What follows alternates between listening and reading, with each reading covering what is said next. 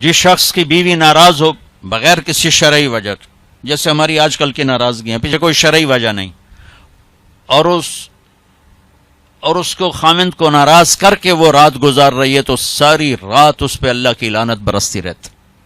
Balance کیا دونوں کی. ہاں مرد کو زیادہ ذمہ دار ٹھہرا ہے، اس میں کوئی شک نہیں، کہ کسی کی بیٹی کو لے کے جانا کوئی چھوٹی ذمہ داری نہیں ہے. اور شریف زادیوں کی جہاں ڈولی اترتی وہیں سے ان کے جنازے اٹھتے ہیں. گھٹ گھٹ کے مر جانا ان کی سرشت میں ہوتا ہے. طلاق ہمارے یہاں ایک لعنت ہے کہ گزارا نہیں ہوتا تو بھی کر گزارا، نہیں ہوتا کر گزارا. ایسے موقعوں کے لیے تو اللہ نے جدائی کر رکھا. میں اپنے گاؤں میں تھا، ایک بچی رات کو چھوٹا بچہ لے کر وحشت زدہ. ارے کہاں سے آئی ہو؟ کہا جی میں فلاں جگہ، میں نام لیں فلاں جگہ سے آئی ہوں. کیا کرنا ہے؟ کہا جی مجھے میرے خامند سے بچاؤ، مجھے طلاق لے دو. میں نے کہا بیٹی اپنے ماں باپ سے کیا، میرے پاس کیا کرنے آگے؟ کہا جی وہ کہتے ہیں تو نے طلاق لی تو ہم تمہیں قتل کر دیں گے، اور میرا خامند روزانہ مجھے مارتا ہے، آج تک کوئی دن ناغہ نہیں، روز مجھے مارتا ہے، اللہ کے واسطے میری جان بچاؤ.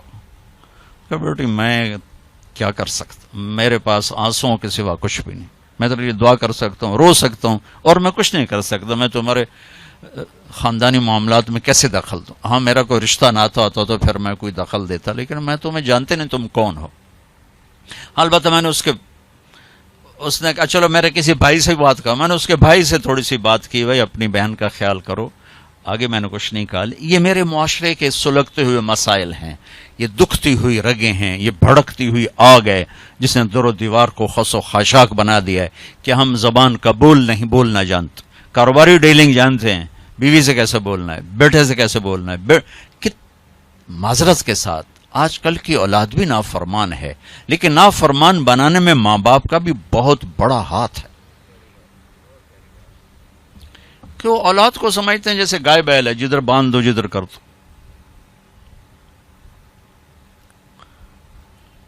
ابھی چند دن پہلے وہ باؤں ہمارے گھر پہنچ گئی، میرے گھر کو پہنچ جی وہ ماں باپ شادی کرنا چاہتے ہیں اور میں وہاں نہیں کرنا چاہتی، اور میرا باپ کہتا ہے تم مر جا میرے لیے، بھائی یہیں کروں گا اور کہیں نہیں کروں گا. اس کی عمر اتنی زیادہ ہے، میری عمر یہ ہے، 20-25 سال کا 20 میں فرق ہے. کہ میرا ادھر ہی کرنی ہے، نہیں تو تیری نہیں کرنی، بیٹھی رہو. یہ والدین کا جبر ہے. تو میرے نبی پاک صلی اللہ علیہ وسلم نے ایک خوبصورت طریقہ زندگی سکھایا، گھروں کو آباد کر کے بتایا. وہ طریقہ جو بھی اپنائے گا اس کے گھر میں خوشحالی ہوگی، خوشی ہوگی، خوشی. اور اس کا ایک لفظ ہے، ایک دوسرے کو برداشت کر. یہ آتے ہی بیوی میری غلام بن کے چلے، میں حاکم ہوں، اور بیوی آتے کہ ہونی تھے میری چلے گی، تیری ماں دی نہیں چلے گی، تو سوائے پھر بھڑکتی آگ کے کچھ بھی نہیں ہوگا. رشتوں کو میرے بھائی بہنوں صرف برداشت سے چلایا جاتا ہے. رشتوں پر مسلط ہو کے رشتے آباد نہیں ہوتے. جھکنا پڑتا ہے، سہنا پڑتا ہے، دبنا پڑتا ہے. جو دبنا سیکھے گا اللہ کی قسم اس کی زندگی خوبصورت ہو جائے گی.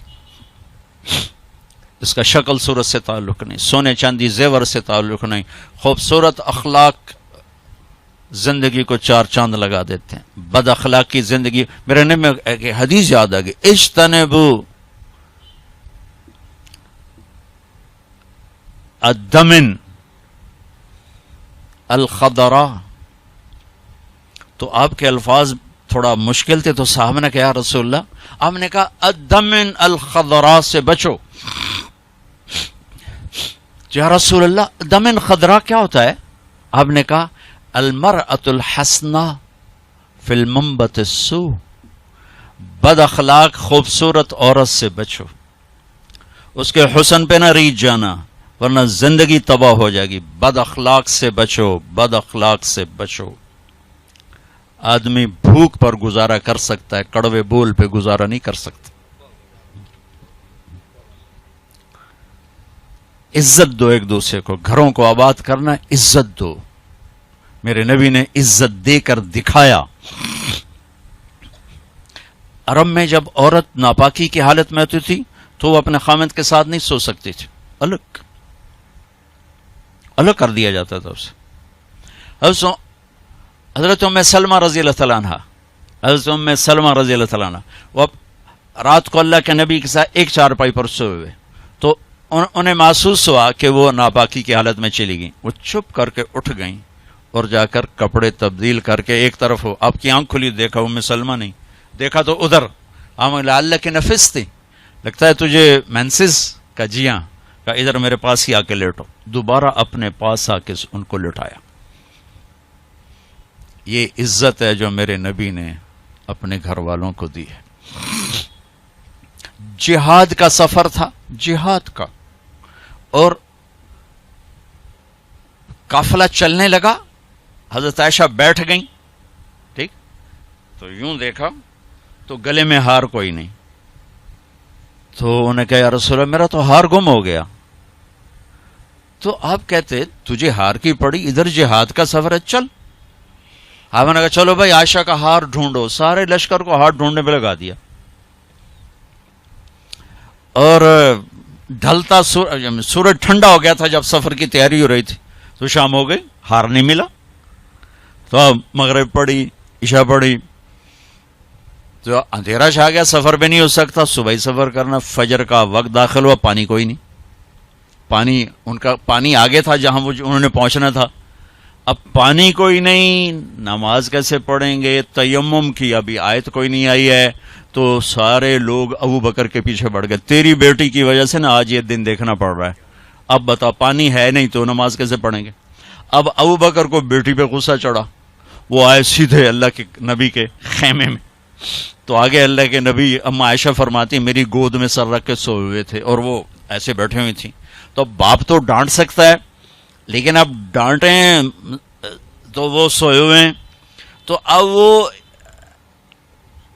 ایکسپریشن سے ڈانٹ رہے ہیں تیری وجہ سے.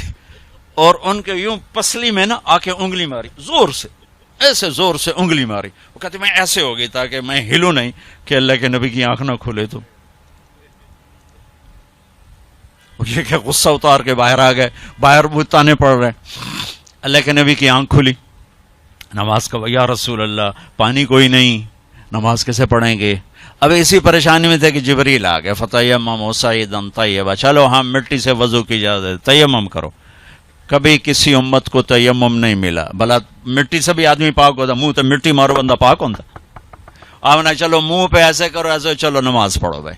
تو پھر وہ جو پہلے سب ناراض ہو ابو بکر سے کہنے لگے بھائی ابو بکر، آج تیرے گھر کی طفیل کتنی بڑی رحمت ہمیں مل گئی، کتنی بڑی برکتیں ہمیں مل گئی.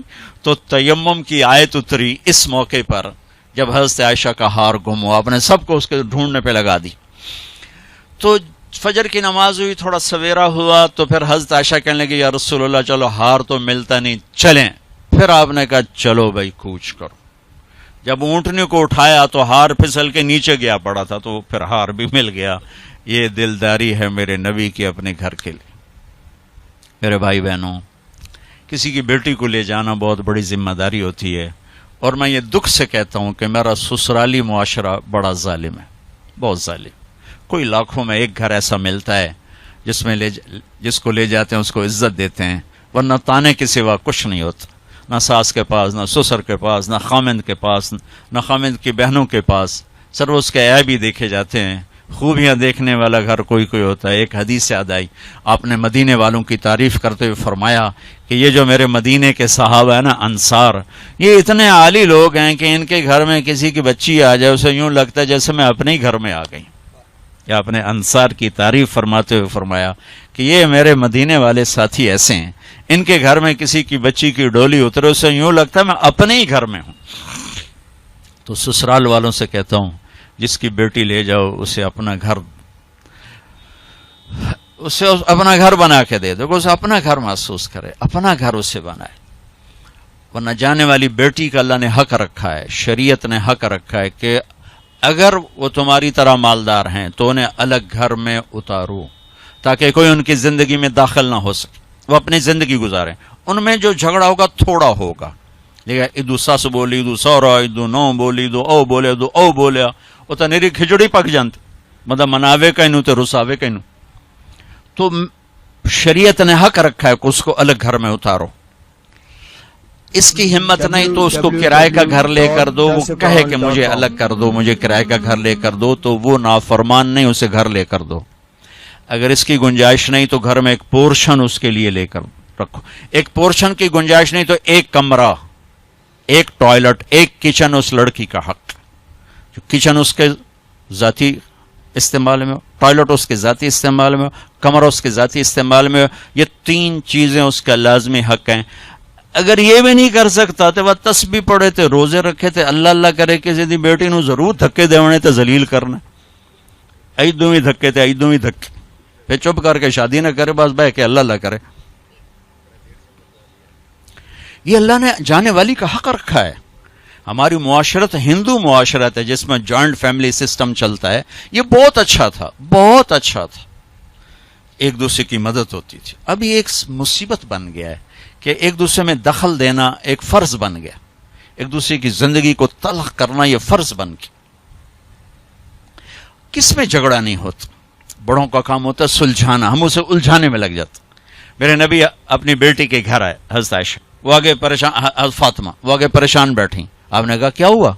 کہ میرا اور علی کا جھگڑا ہو گیا. ایسی پاکیزہ جوڑی کہ جنت میں نور کی چمک اٹھے گی. لوگ پوچھیں گے جنت پر یہ نور کہاں سے ہے؟ تو فرشتے کہیں گے اوپر کی جنت میں علی و فاطمہ مسکرائے ہیں, ان کے دانتوں کے نور سے نکلے نور نے جنت کو روشن کر دیا ہے. یہ اتنا بڑا جوڑا ہے, لیکن دنیا ہے. آپ نے کہا علی کدھر کا؟ یہ باہر نکل گئے. آپ ان کے پیچھے گئے, دیکھا تو مسجد میں سوئے تھے. ان کو کہا ابو تراب اٹھو, یہ ٹائٹل یہاں دیا, ابو تراب اٹھو. ان کو لے کر آئے, گھر تشریف لائے, زمین پر لیٹ گئے. علی کو دائیں طرف لٹایا اور فاطمہ کو بائیں طرف لٹایا. علی کا ہاتھ پکڑ کے اپنے پیٹ پر رکھا, ادھر سے فاطمہ کا ہاتھ پکڑ کے علی کے ہاتھ پر رکھا, اور بیٹی کے ہاتھ کے اوپر اپنا ہاتھ رکھا. اب یہ علی کا ہاتھ, یہ فاطمہ کا ہاتھ, یہ میرے نبی کا ہاتھ علیہم الصلوات و تسلیمات, ٹھیک. اور فرمایا بولو بھائی ہماری صلح ہو. پوچھا نہیں کی لڑائی ہو, اے جڑے پوچھن والے ہو لڑا کے آ جان, تو کیا کیا ابھی, تو کیا کیا, وہ ڈھیر لڑ لڑ کے ویلے ہوئے بیٹھے. تو میرے نبی نے پوچھا نہیں ہاں بھائی تو کیا کہتے اور تو کیا کہتی. میرے نبی نے یہ کیا اور کہا علی فاطمہ کہو ہماری صلح ہو گئی. دونوں نے کہا جی ہماری صلح ہوگی, ٹھیک ہے. پھر آپ نکلے خوش خوش, چہرہ نورانی. صحابہ نے عرض کیا رسول اللہ آج آپ بڑے خوش نظر آ رہے. کہ میں علی و فاطمہ کی صلح کرا کے آ رہا ہوں. یہ بڑوں کا کام ہوتا ہے. اب لڑکی والے اپنے اٹھا لیتے ہیں, کمر کس لیتے ہیں سوٹے, اور ادھر لڑکے والے اپنے سوٹے کس لیتے ہیں, بچے کی زندگی برباد ہو کے رہ جاتے. جوڑنے کی بجائے دونوں طرف توڑ چکے. نہ قرآن کا پتہ ہے نہ سیرت کا. دیکھو میں ہاتھ جوڑتا ہوں, قرآن پڑھو, اپنے نبی کی زندگی پڑھو, تاکہ ہمیں اور آپ کو پتہ تو چلے کہ زندگی کیسے کیسے ہیں, زندگی گزارنی کیسی. میرے نبی سے پوچھ کے موت آئی, پوچھ کے موت آئی. واحد ہستیاں جن سے موت پوچھ کے آئی, ٹھیک ہے. 12 ربیع الاول 11 ہجری 7 جون 633 عیسوی جبریل اندر آئے. یا رسول اللہ باہر ملک الموت کھڑا ہے, اندر آنے کی اجازت چاہتا ہے. یہ وہ دربار جہاں موت پوچھ کے آئی. تو آپ نے کہا آ جائے. ملک الموت اندر آیا, کہا السلام علیکم یا رسول اللہ. اور پھر کہا یا رسول اللہ آپ پہلی ہستی ہیں جنہیں میں سلام کر رہا ہوں, میں نے کبھی کسی کو سلام نہیں کیا.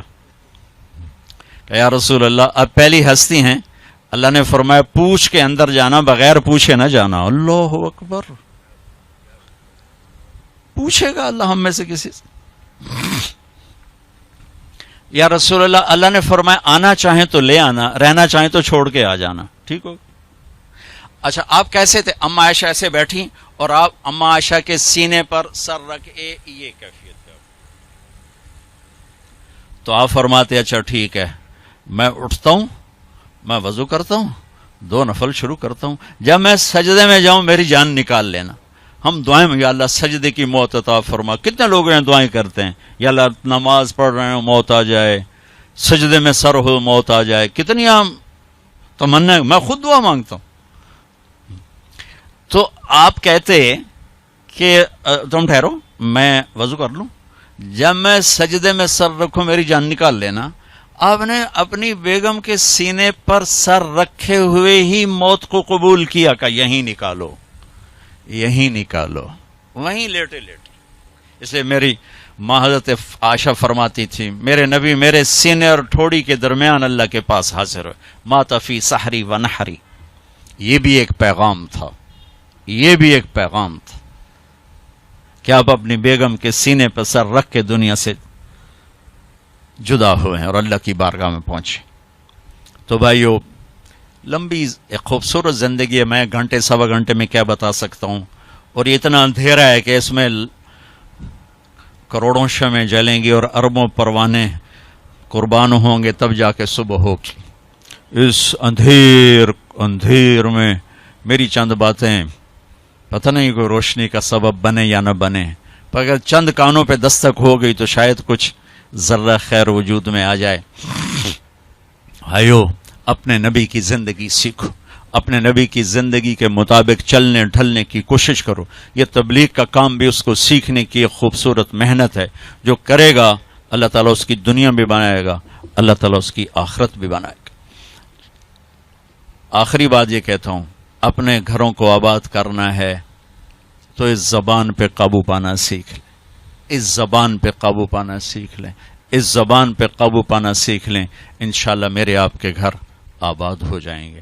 اللہ تعالیٰ ہمیں عمل